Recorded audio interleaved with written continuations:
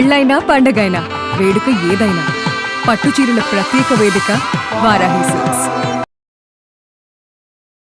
నమస్తే రమ్మగారు. నమస్తే జయ. శ్రావణ మాసం వరలక్ష్మి వ్రతం ఖచ్చితంగా ప్రతి ఒక్కరూ కూడా ప్రతి స్త్రీ జరుపుకుంటుంది కదండి. వ్రతం యొక్క విశిష్టత, ఆ రోజు పాటించాల్సిన నియమాలు. శ్రావణ మాసం అంటే పౌర్ణమి ముందు వచ్చే శుక్రవారం నాడు వరలక్ష్మి వ్రతం చేసుకోవాలనే నియమం. సాధారణంగా మనకి 2వ వారం చేసుకుంటూ ఉంటాం ఎప్పుడు, ఎందుకంటే నెల మధ్యలో పౌర్ణమి వస్తుంది కాబట్టి సాధారణంగా 2వ వారమే అవుతుంది. 3వ వారం మురికి వారం అని చేసుకునే వాళ్ళం కాదు మనం. మన వైపు అంతా చెప్తారు. ఇక్కడ కూడా కొన్ని ప్రాంతాల్లో 3వ వారం మూడోది పనికిరాదని అలా వదిలేస్తూ ఉంటారు. అయితే విశేషంగా పౌర్ణమి ముందు రోజే వరలక్ష్మి వ్రతం చేసుకోవాలన్న నియమం ఉంది కాబట్టి ఎవరైనా కావాలంటే వ్రతం చేసేసుకోవచ్చు. కానీ పౌర్ణమి ముందు అని ప్రత్యేకంగా చెప్పబడింది కాబట్టి ఆ రోజును చేసుకుంటాం. ఈ రోజున ఏం చేస్తాం? వరలక్ష్మి వ్రతానికి అమ్మవారిని నిలబెట్టుకోవటం, లక్ష్మీ పూజ ఎట్లా చేసుకోవాలి విధానం. కొంతమంది ప్రతిమా విశేషాన్ని నిలబెట్టుకుంటారు. ఆయా ప్రాంతాలని, ఆ ఇళ్లలో ఆచారాలను బట్టి బంగారం పెట్టి పూజ చేసుకునే విధానం కనపడుతుంది. కొత్త బంగారం కొనుక్కునే ఒక అలవాటు ఉంటుంది. రూపు కొని రూపుకి పూజ చేసుకోవటం, తర్వాత మర్నాడు రూపుని మెడలో కట్టుకోవటం. ఆడపిల్లలకి, కోడళ్ళకి బంగారం కొనిపెట్టడం, రూపులు ఇవ్వడం. కొత్తగా పెళ్ళైన ఆడపిల్లలకి శ్రావణ పట్టిగా అత్తగారు చక్కగా, ఇదివరకైతే చిన్నపిల్లలకి పెళ్లిళ్ళు చేసేవాళ్ళుగా వెండి సామాన్లు అవి పట్టుకొచ్చి, ఆట వస్తువులు, వెండి ఆట వస్తువులు అవి కూడా పట్టుకొచ్చేవాళ్ళు అత్తవారు. ఎందుకంటే ఈ ఆషాఢ మాసం అంతా అమ్మాయి అత్తవారింట్లో పుట్టింట్లో ఉంటుంది, అత్తారింట్లో ఉండేది కాదు కదా. అప్పుడు అత్తగారు వచ్చి శ్రావణ పట్టి పట్టుకొచ్చి వ్రతం అయ్యాక మర్నాడో ఎప్పుడో కోడలు నీళ్ళకి తీసుకెళ్ళటం, అట్లా విధానాలు కూడా అవలంబించేవాళ్ళు. ఎప్పుడో పోయినాయి, ఆ కాలం పోయింది. ఇప్పుడంతా పెద్దవాళ్ళు కదా. అయితే ఈ శ్రావణ మాసంలో ఆ కోడళ్ళకి బంగారం కొనిపెట్టడం ఒక విధానంగా కనిపిస్తుంది. మనం కూడా సొంతాన్ని కొనుక్కోవచ్చు. రూపు కొనుక్కోవటం, రూపుని పసుపు ముద్దకి అంటించి పూజ చేసుకోవచ్చు. షోడశోపచార విధిలో లక్ష్మీదేవిని అర్చించుకోవటం, శ్రీ సూక్త విధానంతో చేసుకోవచ్చు. వరలక్ష్మి పూజా వ్రతకల్పం పుస్తకం దొరుకుతుంది, పూజా విధానం. ఆ ప్రకారంగా అమ్మవారిని కూర్చోబెట్టడం, అర్ఘ్యపాద్యాచమనాలు సమర్పించడం, అర్చన చేసుకోవటం, అష్టోత్తరము సహస్రనామము మనకి చేతనైంది. తర్వాత ఏమో మన కనకధారా స్తుతి, మహాలక్ష్మి అష్టకము, అలాంటి రకరకాల స్తోత్రాలతోటి అమ్మవారిని అర్చన చేసుకోవటం. తర్వాత పూజ అయిపోయిన తర్వాత, పూజ అంతా అర్చన అంతా ఈ నివేదనలు అయ్యాక, ఈ నివేదనలు కూడా ఒక్కొక్క ప్రాంతాచారాన్ని బట్టి 5 రకాల నివేదనలు చేసేవాళ్ళు, 9 రకాలు, 21 రకాల పిండి వంటలు నివేదన చేసేవాళ్ళు. వాళ్ళ పద్ధతి ప్రకారం చేసుకోవచ్చు.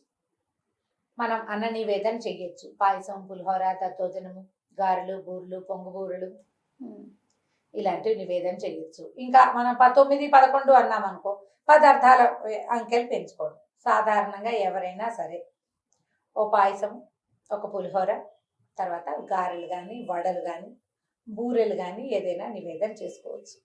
లక్ష్మీదేవికి సాధారణంగా పెద్దవాళ్ళు అందరూ చెప్పేది ఏంటంటే, ఆమెకి శనగ గింజ ఇష్టం, శనగలు ఇష్టం, శనగ పప్పు ఇష్టం. మీకు చెప్పిందా అని ఎవరో కూడా అడిగారు, నాకు చెప్పల, నేను వినలేదు. కానీ పెద్దవాళ్ళందరికీ చెప్పే ఉంటుంది ఏనాడు.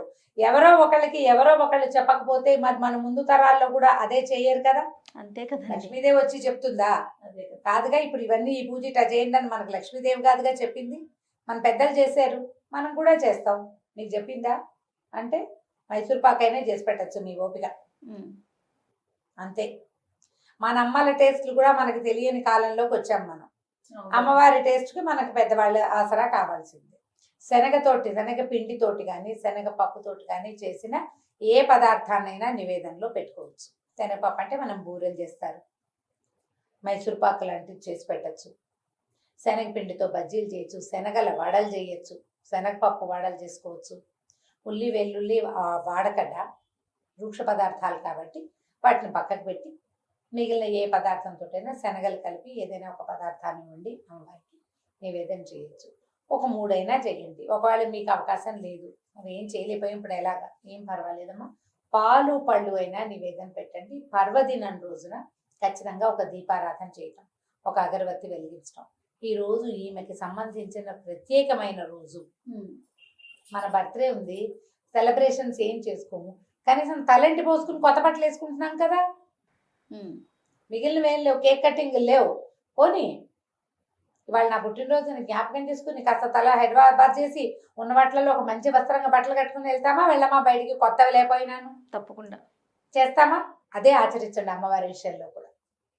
అన్నీ చేయగలిగి సాంగంగా చేయగలిగేనా మహత్తరంగా ఉంటుంది. లేదు కొంతైనా చేయండి. ఈరోజు ఆమెకు ప్రీతిపాత్రమైన రోజని అయితే ఈ నివేదనలు అవి అయిన తర్వాత అక్షంతలు చేతితో పుచ్చుకొని కథ చెప్పుకొని ఆ కథ విన్న తర్వాత అక్షంతలు అమ్మవారికి కొన్ని సమర్పించి కొన్ని మన శిరస్సు మీద వేసుకుంటాం. ఇంట్లో పెద్దవాళ్ళకి భర్తకి నమస్కారం చేసి అక్షంతలు వేయించుకోండి.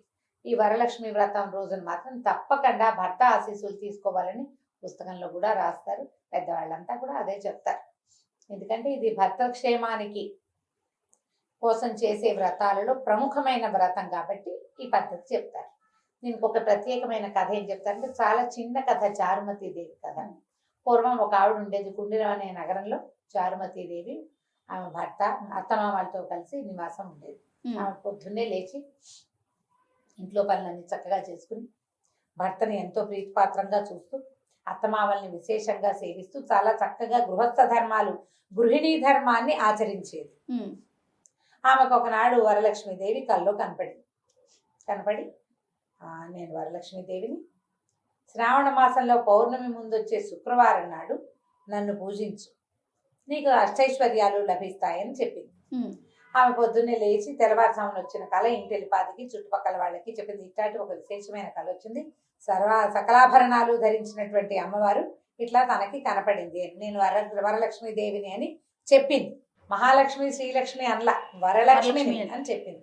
ఆ వరలక్ష్మీదేవి వ్రతం ఎప్పుడెప్పుడు శ్రావణ మాసం వస్తుందా అని చూసి ముత్తైదువులందరూ కలిసి చుట్టుపక్కల వాళ్ళంతా కలిసి వీళ్ళింట్లోనే గోమయంతో ఒక ప్రాంతాన్ని చక్కగా అలికి చక్కగా మండపం ఏర్పరిచి సర్వతోభద్రం అనే చక్కగా ముగ్గులు పెట్టి అన్ని పక్కల పంచపల్లవాళ్ళతోటి కలశాలు ఏర్పరిచి అక్కడ వరలక్ష్మీదేవిని స్థాపించి విశేషంగా పూజ చేసుకున్నారు. అందరూ కలిసి లక్ష్మీ పూజా విధానం చేశారు.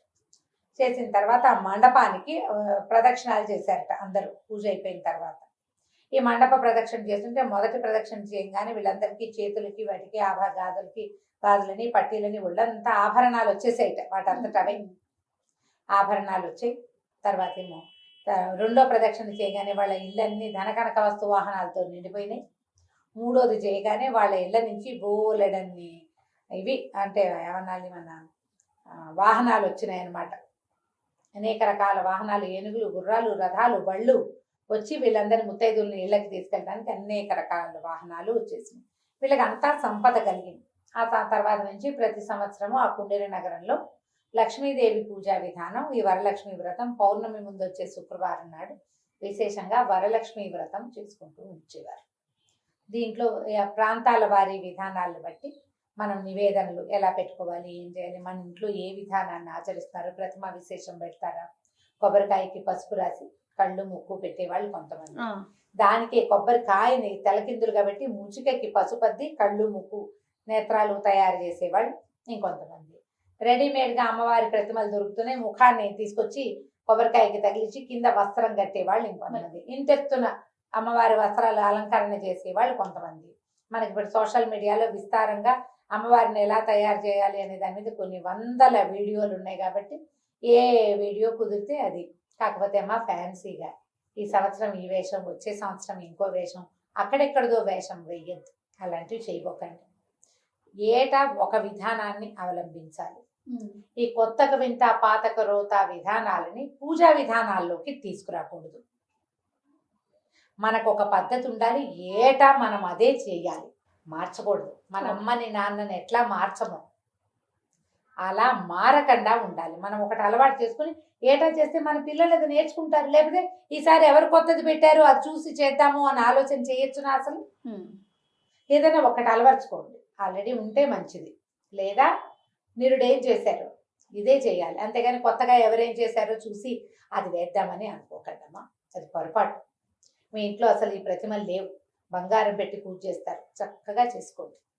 బంగారానికి పూజ చేయడం అంత విశేషం ఇంకొకటి లేదు. ఈ ఒక్కరోజే వాళ్ళొక్కరోజే అక్కడ అమ్మని భావించి పూజ చేసుకోవటం, లక్ష్మీదేవిని భావించి పూజ చేసుకోవటం. ఒక శనగలు మంచివి కదా అనుకుంటే మీరు పాయసంలో క్షీరాన్నంలోనే ఒక గుప్పెడు శనగపప్పు వేసి బియ్యంతో పాటు వండి నివేదన చేసుకోవచ్చు. ఎవరికి ఎట్లా అవకాశం ఉంటే అలా చేసుకోండి. ఎవరైనా చేసుకోవచ్చు రమ్మగారు. ఎవరైనా చేసుకోవచ్చమ్మా, దీనికి జాతి విచక్షణ అలాంటివి లేవు.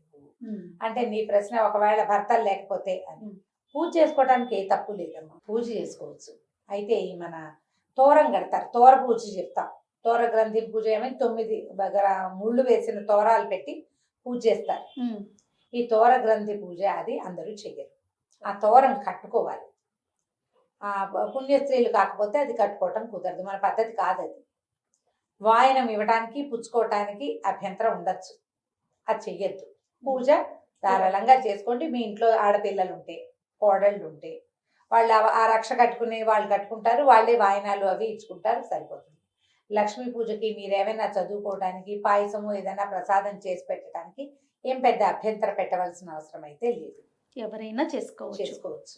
ఎవరు లేరు ఇంట్లో, మీకే పూజ చేసుకోవాలనుంది, పూజ వరకు చేసుకోండి, ఏదైనా నివేదన చేసుకోండి, సరిపోతుంది. ఇప్పుడు నోములు వ్రతాలు అనేవి మనము మన తరాల నుంచి చేసుకుంటూ ఉంటాం. అలా అంటే అలాంటి అలవాటు లేకపోయినా కూడా ఎవరికి వారమైనా పూజ చేసుకో. ఇప్పుడు ఈ వరలక్ష్మి వ్రతం దీనికి ఆనుచానంగా ఉండాలన్న నియమం లేదమ్మా. లక్ష్మీ పూజ ఇవి మంచి రోజులు. ఈ కాలము లక్ష్మీ ప్రసన్నమైన కాలం. ఇది శ్రావణ మాసము అంటే ఎందుకంటాను చెప్పు జయ, ప్రతి మాసానికి ఒక్కొక్క పేరుందా మనకి. చైత్ర మాసం, చంద్రుడు చిత్తా నక్షత్రంతో కలిసి ఉంటాడు ఆ నెలలో, అందుకని చైత్రం. విశాఖతో కలిసి ఉంటాడు వైశాఖ మాసం, జ్యేష్ఠతో కలిసి ఉంటాడు జ్యేష్ఠ మాసం. అట్లా శ్రవణ నక్షత్రంలో ఉంటాడు చంద్రుడు. శ్రవణం స్వామివారి నక్షత్రం, ఆమెకు అత్యంత ప్రీతిపాత్రమైన మాసంగా చెప్పబడుతుంది. అంతే కదా, మరి అయ్యవారిది కదా.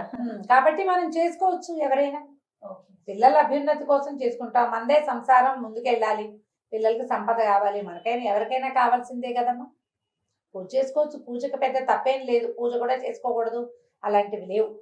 కాకపోతే మీరే మన చేతితోటే ఇవ్వాలి అలాంటివి పెట్టుకోబోకండి. కొంచెం సమాజం దాన్ని పెద్దగా ఇబ్బంది పడవచ్చు.